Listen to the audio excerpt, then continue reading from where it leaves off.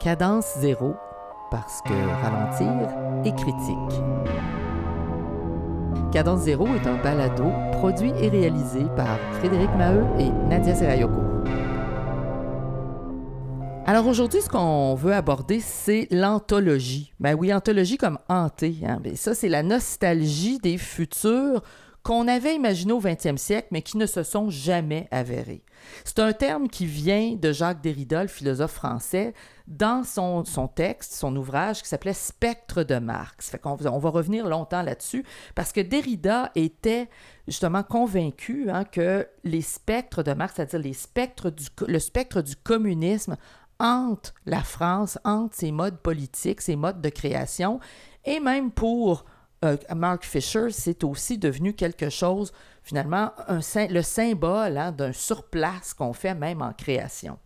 Et il faut rappeler aussi que ce qu'on appelle l'anthologie, c'est l'idée, justement, du présent qui est hanté par ce passé-là. Et qu'est-ce qu'il véhicule? Ben, c'est le corps, c'est nous. Fred, toi qui as beaucoup lu aussi Mark Fisher, tu as identifié deux formes d'anthologie que Mark Fisher décrit, entre autres, dans Ghost of My Depression, puis qu'il avance dans le texte qu'on a tous les deux décortiqué là, sur l'anthologie. Ben, c'est ça. En fait, Fisher aborde, surtout dans Ghost of My Depression, vraiment une esthétique anthologique. À partir de cette lecture-là de Derrida plutôt. Mais Marx fait évidemment partie de c'est tout ça. Marx, c'est le fantôme qui revient dans ton langage. Exact. Et en fait, Fisher introduit ouvertement, en fait, que quand il arrive avec le terme d'anthologie, le fait que Derrida est un auteur difficile. Ouais. Mais la manière qu'il définit, c'est vraiment... il utilise le terme de concept. Donc, de pun comme la blague. Comme le petit jeu de mots, le PUN en anglais. Exactement. Et parce que c'est un jeu de mots sur ontologie, anthologie, donc l'ontologie, l'essence même des choses, et finalement c'est une ontologie. Les fondements de l'être dans le courant existentialiste. Exactement. On est dans finalement une ontologie de ce qui nous hante, du spectre, de ce qui nous contamine d'une certaine façon, mais de ce qui contamine toute forme de matérialité. Et il amène deux formes d'anthologie. La première forme d'anthologie, c'est ce qui n'existe plus, ce qui n'est plus dans le contemporain, mais qui encore agit sur nous encore dans une virtualité, c'est-à-dire dans ses potentiels qui ont encore un effet sur le présent sans être dans le présent. Donc ça, c'est la première forme. Et la deuxième forme, c'est vraiment en fait ce qui n'est pas encore arrivé, ce qui n'est pas encore là, mais qui, encore une fois, agit sur nous de manière virtuelle, nous oriente. Les fameux futurs non avérés dont on parlait au départ. Tout à fait. Et ce que je trouve intéressant, en fait, avec revoir Fisher aujourd'hui, c'est qu'on est au-delà d'une anthologie, en fait, d'une humeur, d'une attitude mélancolique, vraiment d'une ambiance qui est très lourde, là, qui est vraiment dans cette esthétique-là aussi. C'est qu'on est dans une ère, en fait, où on a l'impression que le passé et le futur s'entrecroisent dans le présent. Tout à fait. On a juste à regarder la guerre en Ukraine. On a des guerres de tranchées de la Première Guerre mondiale. Des conflits qui remontent à il y a 300 ans et qui continuent d'hanter le présent pour des questions nationalistes, etc., qui sont là. Exactement. Puis on a la barbarie de la guerre des tranchées qui croise le futur des drones et de la guerre avec des agents autonomes. Oui, et des satellites qui permettent de diffuser certains territoires de guerre en direct, là, où on voit des théâtres de guerre littéralement dans les réseaux sociaux. Exactement. Fred, est-ce que tu veux qu'on aborde qui est Mark Fisher? Parce que je pense que c'est important de le dire, parce que c'est lui qui nous a guidés un peu dans ça. Je peux peut-être donner quelques éléments. Mark Fisher, d'abord, est né en 68. Il est décédé en 2017. Puis il a fait sa thèse à l'Université de Warwick. Et là, il était un des membres fondateur d'un groupe qui nous a beaucoup intéressés, Cybernetic Culture Research Unit, le CCRU. Tu m'as même offert un beau T-shirt d'eux, avec entre autres Nick Land et Sadie Plant. Tu sais, Nick Land, le fameux gars qui inspire Elon Musk par ses écrits, et Sadie Plant, qui est une féministe, justement, de la cyber-ère, si on veut. Fait que il tenait un blog déjà de 2004 à 2016. Imagine, c'est rare le monde qui bloguait déjà à cette époque-là. Moi, j'ai commencé en 2002, mais il était là pas mal présent. Sous le surnom K-Punk. Oui, K-Punk, effectivement. Puis c'est vraiment ce qui est intéressant. Et il y a un livre qui a été créé après sa mort, à partir de ce blog-là. Et même plusieurs des entrées dans Ghost of My Depression, les entrevues avec Burial, entre autres, c'était des entrées de K-Punk à la base. Ben oui, c'est ça, c'était des billets de blog, exact. Effectivement. Puis les idées dans les fictions, en fait, il nous parle dans une entrevue qui est dans le livre, justement, qui vient de son blog. Il a fait une entrevue avec Valerio Manucci, puis il nous explique qu'on a oublié les grandes visions du futur que contenait la science-fiction des années 60-70. Les idées qu'il y avait dans ça, là, c'était des idées transformatrices. On voulait rendre des planètes habitables, modifier des systèmes solaires. Et là, moi, c'est le genre de commentaire de Mark Fisher sur la société qui me touche particulièrement. Il dit à ces idées-là, des grandes idées comme ça, on a substitué une seule préoccupation technologique, améliorer la vitesse de connexion à Internet.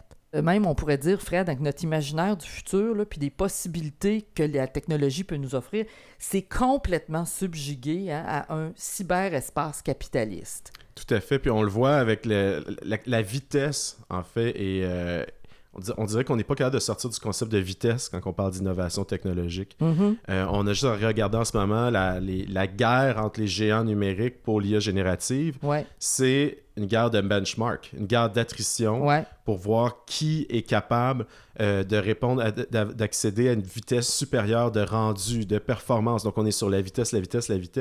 Et là, on est dans la vitesse, mais à quel coût? Ouais. On se rappelle Sam Altman, OpenAI, qui voulait des centrales nucléaires miniatures.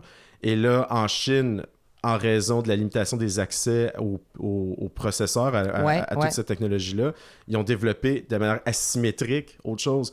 Donc, on est là mais c'est la vitesse. Mais c'est une guerre de vitesse. Et cette guerre de vitesse-là coûte cher côté environnemental, coûte cher côté ressources qui sont dépensées pour des égos de chercheurs, finalement, qui veulent arriver en premier à la ligne d'arrivée, faire une IA générale, puis arriver à domper tout le monde, finalement. Donc, on est vraiment dans cette culture-là de la vitesse, mais finalement, on a l'impression que les seules innovations qui sont sorties dans les dernières années, tu sais, même l'IA ou même les chaînes de blocs, c'est des vieilles idées que là, maintenant, on a accès à cause des puissances de calcul, de cette rapidité-là. Mais qu'est-ce qu'on fait à part mettre des lumières? On rajoutait des lumières, des clignotants, puis un peu de poudre de perlimpinpin. Exact. Et d'ailleurs, ce que Fisher identifiait comme vraiment important, je pense, puis beaucoup des gens qui ont créé même les systèmes dont on parle en ce moment d'intelligence artificielle, tout ça, quand ils en sortent un peu, là, un petit peu, je dirais, désolés, ils vont finir par dire que ce sentiment-là de vitesse, qu'est-ce que ça crée chez l'être humain, parce qu'il y a des conséquences pour les humains là-dessus, c'est l'idée qu'on est toujours un peu en retard. Et là, on est pris dans un cyberespace capitaliste qui est ancré dans le moment présent. On n'est pas capable de réfléchir suffisamment longtemps, la politique actuelle nous le montre, pour réfléchir aux 50, aux 100 dernières années, puis comprendre où est-ce qu'on a merdé finalement. Puis on n'est pas capable non plus d'imaginer un futur à la mesure de ce qu'on aimerait.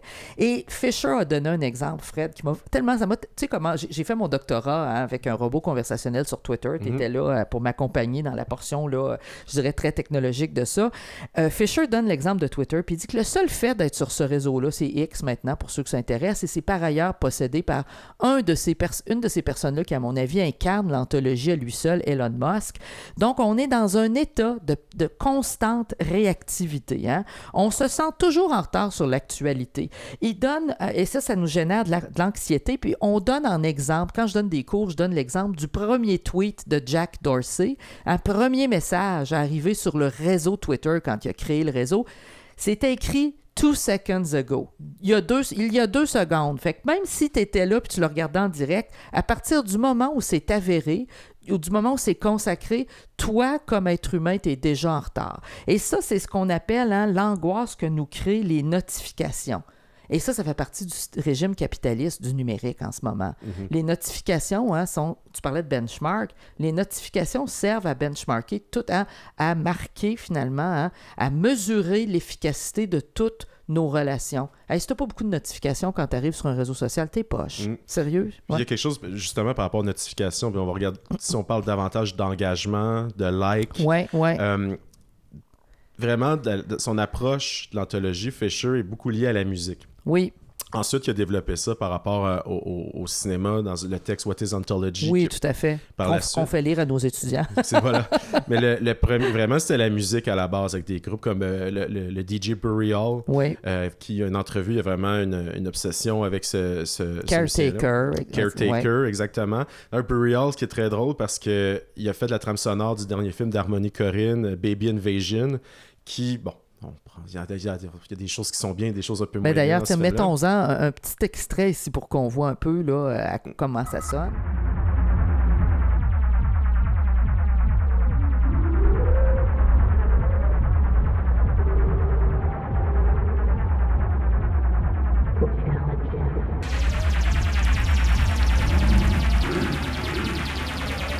On est dans cette espèce de vision très accélérationniste, le prétexte du jeu vidéo, il y a vraiment une contamination, mais inversée. Quand on parlait de jeu vidéo et de cinéma, puis l'interrelation avec les deux, là, on a vraiment l'esthétique propre du jeu vidéo qui est injectée directement dans... la ludification de tous nos systèmes, c'est ça, en fait. Exactement, on le voit avec finalement l'esthétique très Twitch, avec les commentaires en direct, le look un peu faux snuff.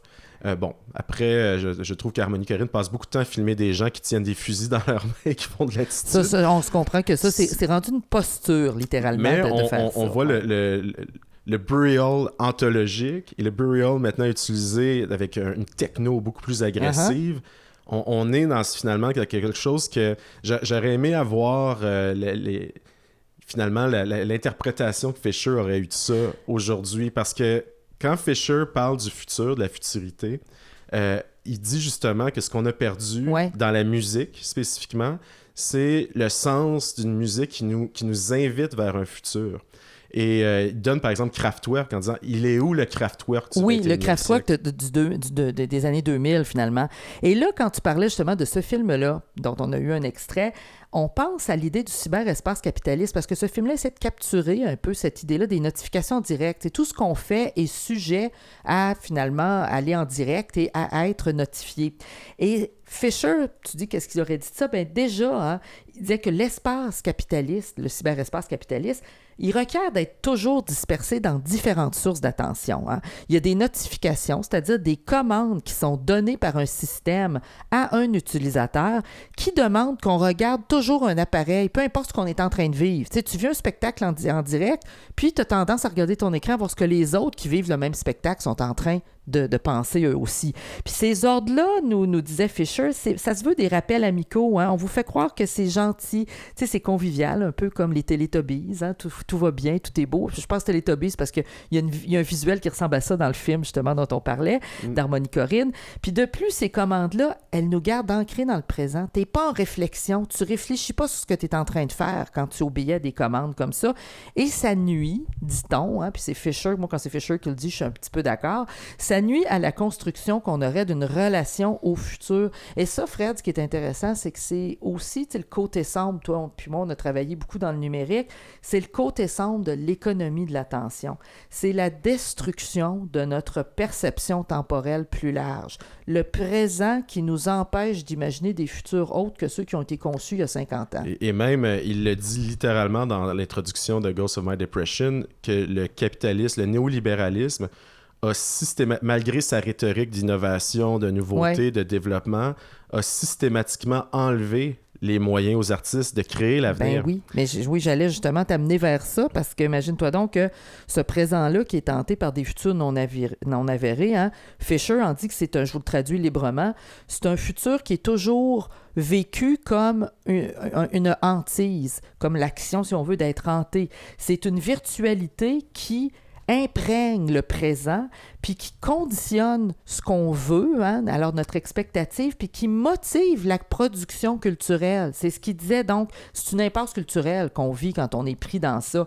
Puis Fisher le voyait comme cette idée-là que la musique électronique, tu as parlé de Kraftwerk avant, n'est plus capable de nous projeter ailleurs que dans ce qu'on a déjà vécu, dans les décennies précédentes, puis dans leur création. On émule ce qui a été fait pour parler d'un futur qu'on n'est pas capable d'imaginer. C'était même dans l'entrevue avec Burial, il mentionne que l'artiste lui-même n'avait pas connu la scène des raves, qui était finalement cette espèce de culture communautaire, de backpacking, vraiment d'accaparer l'espace puis de créer une zone de liberté. Il l'a pas connu lui-même, c'était son frère.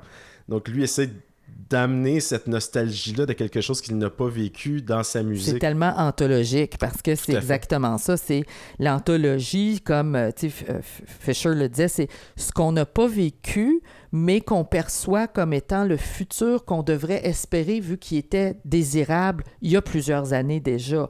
Puis on se dit que les futurs qu'on espérait au 20e siècle, ils peuvent plus être évoqués par un style. S'ils peuvent pas être évoqués par un style musical, là, comme Kraftwerk le faisait au 20e siècle, ben c'est quoi le 21e siècle? C'est une redite, c'est la rebelote finalement de ce qui a été pensé avant. Et ça, c'est très triste quand on y pense. Là-dessus, il y a une certaine... Bon, Fisher, c'est très... Fisher, c'est très dark, des fois, disons-le. C'est très sombre, c'est très pessimiste. Mais quand on fouille, il y a quand même des sons qui évoquent un futur, ou en tout cas qui évoquent des nouveaux potentiels pour l'humain. Je pense à l'hyperpop, à des musiciennes comme Arca ou Sophie, où on a une espèce de pop complètement déjanté, où les éléments sont poussés finalement à leur paroxysme. Est-ce que tu veux qu'on en écoute un petit bout d'ailleurs? Ce serait une bonne idée juste pour mettre en contexte.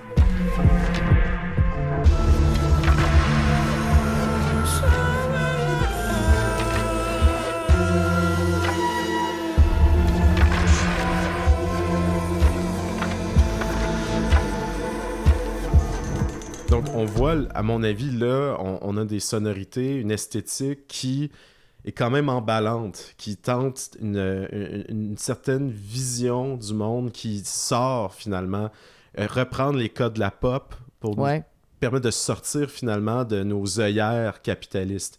Bon, le problème avec l'esthétique, est-ce que c'est nécessairement voué à l'échec? Est-ce que c'est juste un baume temporaire? Reste quand même qu'il y a des tentatives qui se font, que ce soit dans la musique noise ou autre. Ce qui est intéressant, c'est que présentement, la culture et justement l'éducation ne sont pas les priorités, on le sait, au Sud, ici, etc. Et ce serait pourtant des instruments critiques. Tu sais, notre podcast, c'est Cadence Zéro parce qu'on se dit il faut ralentir. Parce que ralentir est critique parce qu'il faut demeurer critique. Et ce qui est intéressant dans ce mélange-là que Mark Fisher a fait des textes philosophiques sur le spectre au pluriel de Marx, là, donc spectre de Marx, de Derrida, c'est que cette idée-là, que le communisme, le totalitarisme, le néo-stalinisme même, puis le désastre socio-techno-économique ou écologique qui devrait nous préoccuper, continue de nous hanter. On les avait pressentis, il y avait une prescience de ces phénomènes-là déjà au 20e siècle, mais on dirait qu'on est un petit peu en train de l'oublier. Puis l'aspect positif qu'on devrait garder, justement, du communisme, de ce spectre-là qui est là, c'est la posture critique qui a été héritée de l'époque des Lumières. L'idée de regarder les choses puis d'essayer de penser en dehors des ornières qu'on met là pour nous. Mais si on ne se l'accorde plus en art, en culture, qu'est-ce qui nous reste pour penser des futurs différents? Et là, Fred, je veux ramener la super anecdote. Je vous le dis, on écoute au complet Ghost Dance, le fameux film de Kevin McMullen, où Derrida... Ken McMullen, où Derrida, justement, joue un rôle, comme il dit, lui-même trouve ça particulier de jouer le rôle de lui-même, parce que Pascal Augier, la fille de biologie, qui est décédée d'ailleurs au moment où le film commençait à être vu, c'est ce qui est assez particulier en termes quand on parle de fantômes. Et l'anecdote, c'est qu'en 83, quand ils sont en train de filmer ce film-là, Derrida est interviewé par censément l'étudiante Pascal Augier et il doit lui expliquer s'il croit aux fantômes. Je crois qu'aujourd'hui, tout le développement de la technologie des télécommunications, au lieu de restreindre l'espace des fantômes, comme on pourrait le penser. On pourrait penser que la science, aujourd'hui, la technique, laisse derrière eux l'époque des fantômes, qui était l'époque des manoirs, d'une certaine technologie de fruste, enfin d'une certaine époque périmée, alors que je crois au contraire que l'avenir est aux fantômes et que la technologie moderne de l'image, de la cinématographie, de la télécommunication décuple le pouvoir des fantômes, le retour des fantômes. Or, au moment où Derrida a revu le film, Pascal Augier était décédé précocement et lui a dit que cet étrange hasard-là, ça lui a fait revoir sa réponse parce qu'il était à ce moment-là hanté par la virtualité de l'écran cinématographique qui faisait revivre Pascal, alors qu'il lui avait dit que il lui avait expliqué cette vision-là des fantômes qui sont des idées, qui sont des sentiments, je dirais même des affects du passé, qui viennent hanter notre présent. Et là, c'est là justement qu'on arrive à l'idée que l'anthologie se présente même avant le rétrofuturisme dans la question du futurisme. Puis, dès le début du film, on a une scène où le personnage interprété par Pascal Augier a tous ses équipements électroniques. Oui. Elle se sépare. Elle dit, l'obsolescence programmée. Exactement. Puis elle veut retourner vendre les gugus électroniques. Qu'on lui a vendu de force. Elle en a un sac plein. C'est ça. Puis elle veut les retourner pour essayer de faire sur un petit coussin. Et le vendeur les prend et les détruit un des appareils directement en disant ça n'a plus aucune valeur. C'est maintenant. ça fait même pas un an que vous l'avez, mais ça ne vaut plus rien. Et s'il n'y a pas une image qui nous hante aujourd'hui, c'est bien celle-là. Ça représente tellement l'obsolescence programmée, même l'archéologie médiatique, tu sais, des concepts, par exemple, élaborés par Jussi Parika. Et il y a vraiment, toi, tu as été très capté, je dirais, ton attention a été captée par l'idée du déchet dans cette anthologie-là.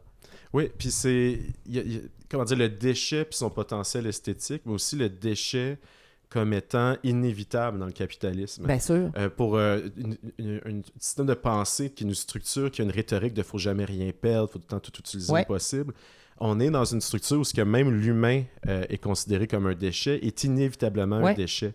On peut penser à Michel Yates dans son article « Human as Waste » ou encore « The Black Book of Capitalism » de Robert Kurz, qui n'a jamais été traduit en anglais, mais qui parle en fait du feedback capitaliste, où ce que le endgame, la fin du capitalisme, qu'est-ce que c'est? C'est le déchet. C'est de profiter au maximum que le déchet en soi soit une source de profitabilité, mais cette finalité du déchet, que tout devienne déchet, que tout devienne finalement des sous-produits qui sont immédiatement obsolètes, contamine le présent. Bien sûr. Puis Fisher, justement, dans CCRU, c'est le futur qui affecte le présent. T'sais, il était très inspiré par Skynet, par le Terminator. Et en fait, c'est que la courbe dans laquelle on est, par le capitalisme, fait qu'on est dans ce feedback-là directement et c'est inévitable. Si on dit c'est quoi la finalité du capitalisme, ça ne peut qu'être ça. Et j'aimerais t'apporter une anecdote ici. On discutait un peu plus tôt, j'ai mentionné Elon Musk et ses visées là, pour la planète Mars. C'est quelqu'un qui a quand même eu des subventions, des prêts, etc., du département de l'énergie dans le but de créer une économie verte. Mais en parallèle, bon ça c'était pour Tesla, mais en parallèle, il a aussi créé Starlink, dont les petits satellites jetables, quand ils ont fini leur durée de vie, tombent à peu près partout où se font des déchets, soit dans l'espace ou sur la planète le plus souvent. Et ça devient donc une source de gaspille innommable. On crée censément, pour encore accélérer la connectivité de la planète, des objets qui vont être finalement des déchets et qui vont venir empoisonner la planète sur laquelle on se tient. Et là, en parallèle, on nous dit, ayez des voitures vertes et allons vers Mars. C'est complètement fou, c'est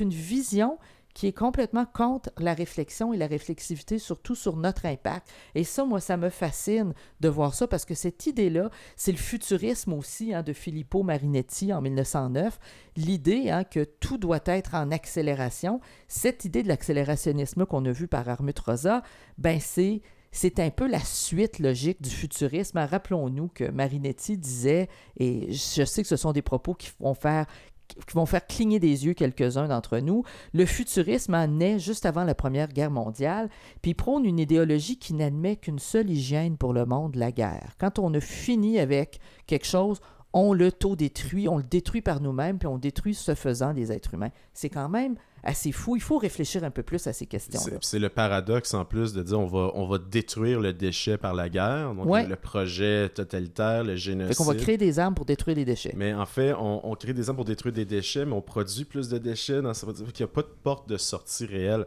Puis quand on parle vraiment dans même des genres de musique comme le Vaporwave ou autres, on est dans une logique de dire reprendre ces musiques-là, qui sont des musiques finalement de publicité, d'une pop qui célèbre le capitalisme. Des musiques aussi de signalétique sonore de logiciels, par exemple, des sons qui viennent de logiciels, qui viennent d'alertes numériques, qu'on reprend pour faire de la musique. Et donc, c'est une esthétique. Le glitch et même le circuit bending, comme on l'appelle, c'est une esthétique du déchet revalorisée, mais dans un processus aussi de... On prend nos produits de consommation puis on essaie de leur donner un autre sens. Et Parica, d'ailleurs, quand il parle de zombie media, puis de l'importance, pour lui, c'est vraiment un projet politique. Ben oui. C'est faire du circuit bending, réutiliser ces technologies obsolètes-là pour en sortir, finalement, les esthétiques potentielles, leur virtualité esthétique, si on veut, était vraiment au cœur de son projet. C'était une approche de résistance et c'était pas juste pour faire de l'effet. Et moi, c'est ça qui m'obsède en ce moment avec les modèles d'IA générative, quand on parlait de justement ces gars-là, c'est qu'on crée des modèles qui ont dans leurs fautes, dans leurs erreurs, des potentiels esthétiques, mais on les jette. Puis comme c'est des boîtes noires, personne n'y a accès. Mais combien de modèles comme ça on a entraîné, qu'on a juste jeté finalement? Oui, puis on jette souvent ces choses-là parce que la fin qu'on avait, c'est-à-dire la course à la vitesse, tout ça, n'est pas rencontrée. Puis même s'il pourrait avoir d'autres fonctions, on s'en fiche, il faut passer à autre chose. Et quand on pense à ça, c'est aussi le concept, Fred, de l'idée de fragmentation et de destruction qui était, on dit, portée. Tu sais, des fois, t'aimes nous dire, quand on a des conversations comme ça, tu dis le train portait en lui l'idée même. Je pense que c'est Virilio. C'est Paul Virilio, oui. Justement, quand on parle de la modernité comme concept, c'était Mattei Calinescu qui en parlait entre autres, c'est que dans l'idée de la modernité, la postmodernité, c'est-à-dire la fragmentation de la modernité en plusieurs facettes, était déjà présente. Fait que ce qu'on voit, puis c'est les échecs finalement de la modernité, parce que c'est ce que Derrida et Fischer nous disent. On a eu une modernité où on a pensé des futurs souhaitables pour les habitants de notre planète, pour les humains, et tout d'un coup, on a focalisé uniquement sur certains points, la vitesse, l'accélération, pas pour rien que le courant accélérationnisme est là, et on s'est mis à courir vers là, puis on a oublié tout le reste. Et d'ailleurs, on s'aperçoit que la postmodernité, là, attention, ne confondez pas avec le postmodernisme, est une des facettes de la modernité. Fait qu'on est dans une rupture constante. Hein? Fait que c'est dur de pas, tu sais, l'espèce de l'ère de la post-vérité, le désenchantement qu'on voit présentement, là, même qu'on peut lire sur les réseaux sociaux, comment les gens ont l'impression que tout le monde leur ment. Bien, cette rupture-là, elle était présente, on dit, dès les débuts de l'ère moderne, puis elle s'est accélérée. Fait qu'on est maintenant dans une accélération technologique, mais aussi une accélération, puis ça, c'est moi qui le dis, du désenchantement face aux promesses jamais tenues. Mais le salut qu'on retrouve, le salut, c'est un terme fort, mais là où, tantôt, c'était Virilio, on invente des nouvelles technologies, on invente nécessairement la catastrophe qui vient avec cette technologie-là. Et ce qu'on sait, on a juste à regarder à quel point le Cybertruck est une catastrophe qui tient finalement maintenant seulement avec la peinture. La peinture des pénis qu'on met pour se venger de mosques un peu partout. Mais on sait que ces technologies-là sont faillibles. Ils glitchent, ils font du bruit. Ils sont matériels, même si c'est en ligne, c'est dans l'info nuagique, même ça flanche, il y a une matérialité qui est derrière. Et c'est une des caractéristiques importantes, si tu veux bien qu'on aille vers ça. Oui, vers la citation, vers le postmoderne. Il parle du crackle, de ces, que ce soit Portishead, que ce soit Burial, l'étiquette Ghostbox, là, ou Caretaker, il parle du crackle du vinyle. Oui. C'est finalement le crépitement qu'on l'appelait à la radio. Oui. Voilà, c'est une excellente traduction. Ces crépitements-là, c'est la trace du support. C'est la matérialité, c'est le fait que il y a quelque chose qui n'est pas seulement juste dans le virtuel, qu'il y a quelque chose qui est matériel, qui peut être là, pris dans tes mains. En fait, quand on parle même de matérialité, on parle de l'objet qu'on peut toucher. Ça a été toute une révolution. Moi, c'est drôle, je travaillais en plus dans une boutique à ce moment-là de système de son, imagine-toi donc. J'ai fait ça à une certaine époque. Et quand quand le vinyle fait place au CD, on n'arrêtait pas d'écouter des CD entre collègues pour comparer le son avec celui du vinyle. Puis on trouvait qu'il manquait, c'est peut-être notre imagination, mais on pensait qu'il manquait une chaleur. Notre fameux crépitement, c'est peut-être ce qui manquait. Mais le vinyle, s'il est matériel, hanté, je dirais, par ses crépitements, puis etc., qui nous rappellent qu'il est là depuis longtemps, il y a du monde qui ont fait des expériences avec des CD aussi, et je trouve ça fou. Puis on va en faire écouter, mais explique-nous un peu ce que c'est. C'est drôle la boucle parce que on a eu tous ces reportages-là Ouais. sur les ventes de vinyle vont super bien. Oui, que c'est de le seul réédition. poste budgétaire qui reste. Là. Les cassettes, là, quand les vinyles sont venus à la mode, là, les collectionneurs de musique se sont remis à célébrer le CD. Les cassettes, bon Dieu, on trouve encore des cassettes cassettes. aussi. Oui. Moi-même, genre, c'est un format que j'adore, Ouais. donc la cassette. Mais c'est ça, le passage du vinyle au CD, en fait, ça fait partie de tout ce qu'on parlait tantôt, de l'accélération, l'obsolescence programmée. C'est qu'on tombe, puis là, je vais citer Marie Thompson, c'est elle qui m'a fait découvrir l'artiste qu'on va mentionner sur le CD. Elle parle, en fait, que la technostalgie, notre nostalgie, en fait, de la découverte du bruit est toujours après les faits. Donc, on est passé de la cassette au CD, mais là, on découvre que la cassette est bruyante. Ouais. On passe d'une image de 2 mégapixels à 4K, mais là, on découvre que le 2 mégapixels est bruyant, d'une certaine façon. Puis on découvre des potentialités aussi de glitch à chaque fois, à chaque étape, c'est ça. D'où l'idée du circuit bending, du détournement, puis de travailler avec des formats obsolètes. Et elle mentionne un artiste, Yasunao Tone, qui est un artiste japonais qui a fait partie de Fluxus. Bon, tout le monde ne sait pas, mais je suis une grande fan de Fluxus. Oui. Invétéré. Oui, j'ai même une maîtrise là-dessus, ouais. Et Yasunao Tone fait un peu, comme John Cage a les pianos préparés, il fait des CD préparés. Oh là là là là. Il va utiliser, par exemple, du scotch tape, etc. Parce que le CD en tant que tel, si on le raye, si on fait quoi que ce soit, il y a l'interpolation, il y a des processus qui font que il y a une résilience au bris technologique. Lui, il repousse la résilience. Et c'est vraiment, ça crée quelque chose d'intéressant. C'est, contrairement au crépitement du vinyle qui en dessous, mais qui n'empêche pas la lecture, parce que, bon, c'est littéralement un vinyle, il n'y a pas un œil laser qui lit le disque. On entend littéralement juste, finalement, les erreurs de lecture qui ressortent. Et il y a tout un potentiel esthétique là qui est absolument riche. Donc, je vous invite, je vais mettre un court extrait juste pour vous faire découvrir ça.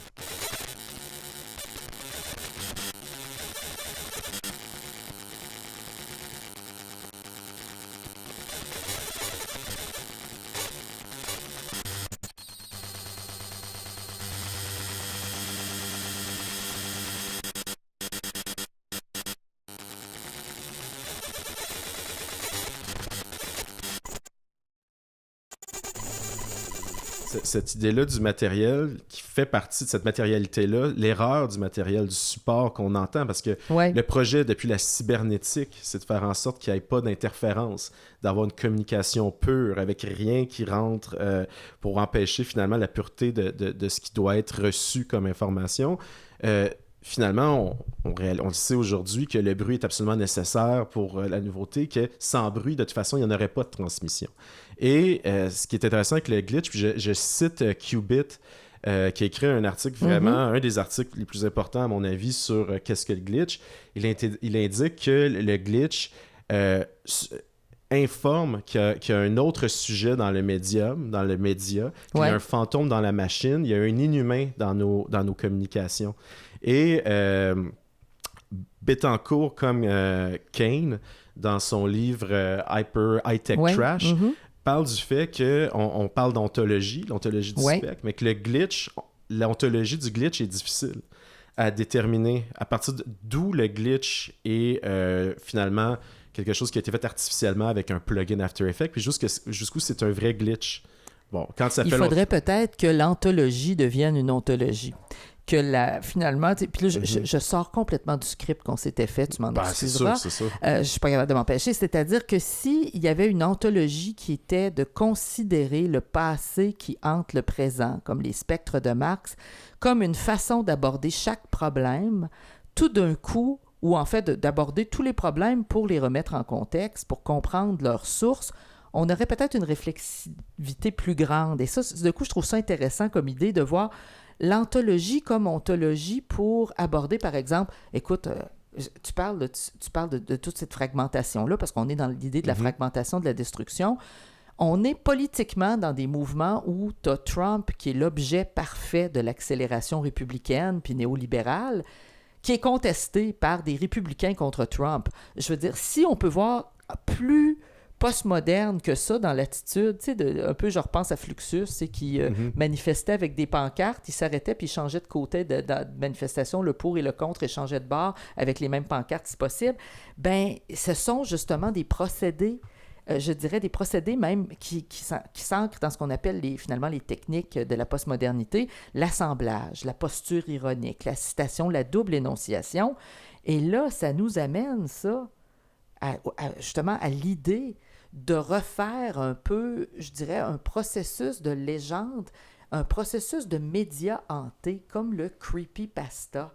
Et puis l'idée, justement, de la légende urbaine, parce que avant le creepypasta, on avait des légendes urbaines, parce qu'on a sorti, il faut le dire, en même pas un siècle, on est parti des champs, on est parti de peuples agraires à des gens qui vivent dans des villes, et pour qui maintenant les légendes, ce sont plus des lutins, ce sont des zombies, puis des hitchhikers sur le bord de la route, des pousseux qui veulent nous attaquer parce qu'ils sont hantés. C'est un changement de paradigme assez fort. Oui, ben le média hanté, puis justement là, on est... Le creepypasta, ces belles années sont un peu passées parce que ces légendes urbaines-là, cette forme-là, était possible à cause des affordances en fait, du passage du Web 1.0 au Web 2.0. Là, je vais citer beaucoup, à mon avis, un des textes les plus importants et avoir étudié le creepypasta, c'est l'essai de Sarah Bimo, The Horror of Network Existence, où elle parle finalement de comment ce phénomène-là est émergé. Et on sait que, par exemple, le Slender Man, sa première présence en ligne a été sur les forums de Something Awful. Mais c'est beaucoup 4chan puis Reddit qui a réussi à vraiment pousser ça de l'avant. 4chan, beaucoup plus à cause de la volatilité du visuel, finalement, avec des photos truquées. Mais Reddit, davantage pour l'autorité, pour finalement la création d'un lore un peu plus textuel, finalement, d'un historique, d'une mythologie qui se développe autour. Et c'est le croisement des deux, mais ce qui est intéressant, c'était l'anonymat. C'est le fait de où on n'est pas capable de trouver la racine. Dans le cas de Slenderman, c'est documenté d'où ça vient, mais il y a beaucoup de creepypasta dont l'origine n'est pas nécessairement claire, et c'est ce mystère-là qui est intéressant. Et quand on parle spécifiquement du creepypasta, c'est que c'est une forme d'hantise qui était possible à cause de la nouveauté du Web 1.0, où on est dans une expérience atomisée, chacun de son côté, on reçoit un contenu. On trie le contenu qu'on veut recevoir, mais on est seul par rapport à ces différents contenus-là qui sont en ligne. À partir du moment qu'on a les forums, à partir du moment qu'on a les médias sociaux qui arrivent, ben là, il y a deux phénomènes. Il y a le narcissisme. Ouais, on veut se mettre en visibilité, s'exposer, parler de soi. Et ensuite, puis ça, c'est ce que les Crocker craignaient. On parle de Marie-Louise et Arthur Crocker. Exactement. Oui. Ce qu'ils craignaient, c'était une contamination, un changement de nos comportements, des mœurs humaines. C'est-à-dire, on se retrouve contaminé par les règles, que ce soit de modération, etc. Et ça change notre comportement. Et c'est des formes d'hantises qui sont des hantises qu'on retrouve depuis que finalement on écrit sur des phénomènes paranormaux ou qu'on craint qu'il y a quelque chose à l'extérieur de notre capacité cognitive ou perceptuelle.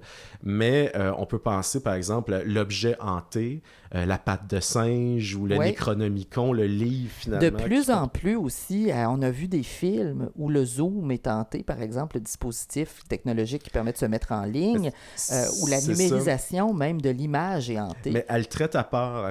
Il y a les objets hantés dans les creepypasta, mais c'est les systèmes hantés. Oui.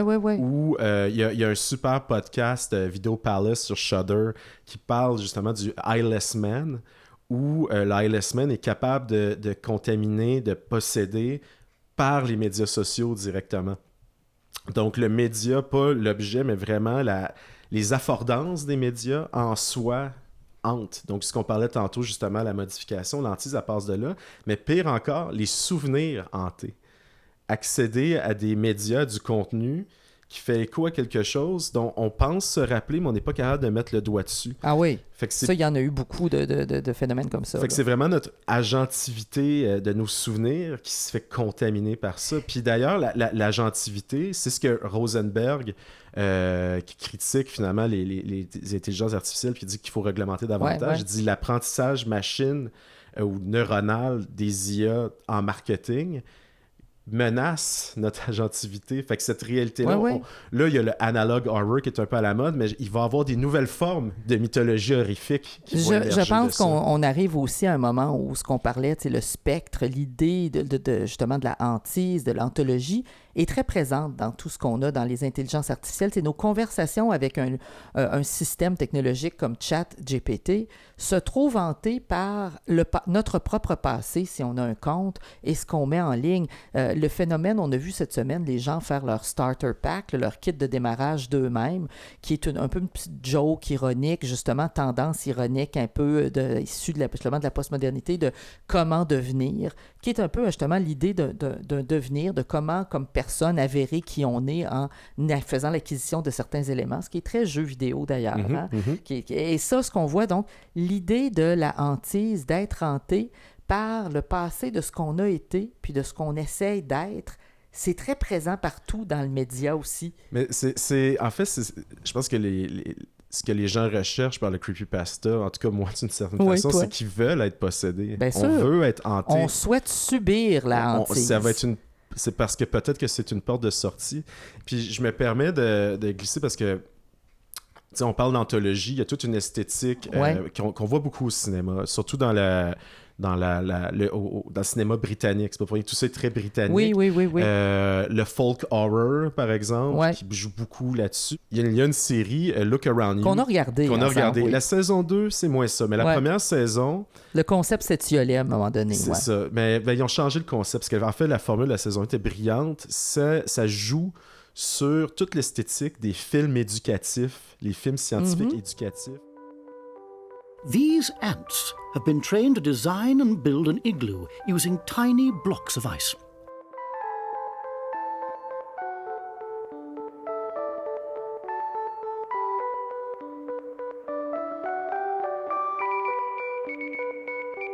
Once the igloo is complete, the ants take a well-deserved rest. We'll come back to the ants later. In the meantime, thanks, ants. Thanks. J'ai connu ça au primaire. Là, oui, puis ils ont repris même l'esthétique. Hein. Chaque épisode nous présente censément une technologie, mais c'est toute de la frime. Là. C'est complètement... C'est de l'humour pur britannique. C'est génialissime, à mon avis. Mais derrière l'humour, le choix esthétique de reprendre ce côté vieillot 70-80... Ça souligne comment la science qu'on nous communiquait dans ces documents-là en disant que ça, c'est la science, on va donner ça comme éducation, vieillit mal. Les réalités changent, les tons changent. C'est la constante évolution. Je veux dire, la science, j'allais dire, comme notre identité, est quelque chose qui est en évolution. C'est pas fixe. Chaque fois qu'il y a une nouvelle recherche, et ce look around you-là joue beaucoup là-dessus. Quand on nous présente justement des censément avancés là, qui sont complètement farfelus, ça nous montre que des fois, si on regardait de vrais documentaires scientifiques de 1970, il y a eu des avancées depuis et tout ça est caduc, tout ça est obsolète. Fait que c'est ça aussi l'intérêt, c'est ce qui était vrai dans le passé qui hante le présent. Et on en a vu l'accélération. Je vais encore revenir à l'actualité pendant la COVID. Je veux dire, ce qui était vrai 3 mois plus tôt ne l'était plus, étant donné que la concentration de chercheurs qui essayaient de comprendre le phénomène qui était en cours, c'est-à-dire la pandémie. Et ça, c'est quelque chose... En fait, ce qu'on a vu, c'est que les gens n'avaient aucune résilience... Aucune capacité de suivre. À ne pas être... mais aucune résilience à être dans l'incertain. On veut des certitudes. Oui, donc ils retournaient lire des documents qui étaient d'il y a 6 mois. Puis on aura remarqué d'ailleurs que beaucoup de sites médiatiques, dont Radio-Canada, ont commencé à dire « cet article date de telle année ». Ce n'est donc peut-être plus véridique au moment où vous le lisez, si vous n'êtes pas cette année-là. Puis, par rapport, pour revenir à la hantise, il y a un jeu vidéo que j'ai joué récemment et je me suis dit, jouer à ce jeu vidéo-là aujourd'hui, c'est non seulement l'anthologie... Il y a cet effet-là, ce sentiment-là, mais ça permet une archéologie aussi des médias. Je vais expliquer ce que je vais en venir avec ça. C'est un jeu japonais, Germs Nirawareta Machi, qui veut dire la ville ciblée. Et c'est un jeu sorti en 1999 qui n'a jamais été localisé en Amérique du Nord, mais des fans ont fait une traduction anglaise récemment. Donc c'est la première fois qu'on peut le jouer en anglais puis savoir ce qui se passe. C'est un jeu de 1999 qui a été conçu par une poignée de concepteurs, je pense qu'il y était 6. Et c'est un des premiers jeux qu'on disait monde ouvert. open world. Oui. Donc, il y a des possibilités d'explorer. Exactement. Que vraiment, il y a une ville au complet qui est immense d'ailleurs. Il y a des possibilités spatiales dans le virtuel pour explorer. Exactement. Il faut comprendre. Une des difficultés du jeu, c'est comprendre comment se naviguer. Il y a un système de métro, il y a un système d'autobus, on a une voiture. Marcher n'est pas une option parce que tout est trop loin. Et la ville est en noir et blanc. Puis il y a beaucoup de références, en fait, très nettes à Invasion of the Body Snatchers et à Tetsuo, the Iron Man. Ouais. Il y a plein Toutes nos peurs du 20e siècle, être possédé dans son corps, puis son corps qui est transformé par la science. Il y a plein de références à Cronenberg, à des phénomènes paranormaux, des théories du complot. Et en fait, le jeu, c'est qu'on est un journaliste qui revient dans son village natal. Mm-hmm. Et les premiers commentaires fait, c'est qu'il n'y a rien qui a changé. Tout est à la même place. Mon ami fait toujours la même chose. Il n'y a rien qui a évolué. Et la ville, en fait, est contaminée par des extraterrestres qui les possèdent et qui possèdent les humains pour les faire muter en des créatures qui sont complètement grotesques.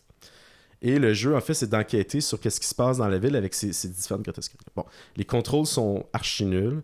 La vitesse, tout le design est complètement chaotique. Mais tout le jeu joue sur cette nostalgie-là que est-ce que finalement, quand on aboutit après plusieurs heures à régler le problème et à arrêter l'invasion, tout reste normal. Le jeu finit pas. Le jeu reste stagnant. C'est la même chose. Et on est dans cette ville fantôme, littéralement, où ce qui s'est passé quelque chose et cette chose-là est arrêtée. Et n'aurait-il pas été mieux de se laisser contaminer par... Ça, c'est vraiment... C'est la question, hein, toujours même, je dirais, dans les films de zombies. Hein, tu te demandes vraiment qu'est-ce que tu fais essayer de rester humain dans ce monde-là. Et pour les tripeux de jeux vidéo, je me fais la référence rapidement, Modus Interactive, MODUS, qui est un de mes concepteurs plus qu'indépendant, là, c'est les seuls à faire ces jeux, a tellement aimé son expérience qu'il a repris des assets, des éléments du jeu original pour recréer un environnement encore plus anthologique, comme c'était une ville qui était en ruine, et une nouvelle trame sonore à partir de ça.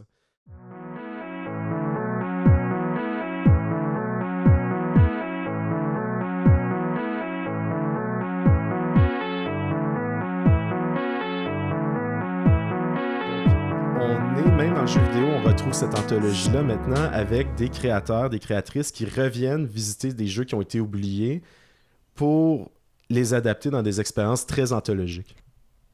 Eh bien, finalement, je pense qu'on a pu prouver aujourd'hui que l'anthologie, hein, c'est un prisme vraiment intéressant pour regarder ce qui se passe et surtout pour comprendre comment arriver à ce qu'on veut dans une perspective presque de prospective. Reprenons un peu les mots de Derrida, je le paraphrase ici. Le spectre est un peu une promesse puis une ouverture à l'avenir. Et dans le cadre de Spectre de Marx, le marxisme, pensait Derrida, c'est une promesse messianique, celle d'une justice à venir. Et c'est pour ça, on est à l'UQAM, que le marxisme même hante encore beaucoup notre façon de penser. Puis cette promesse-là, même si elle est intangible et différée, elle agit comme une force qui mobilise les espoirs et les luttes.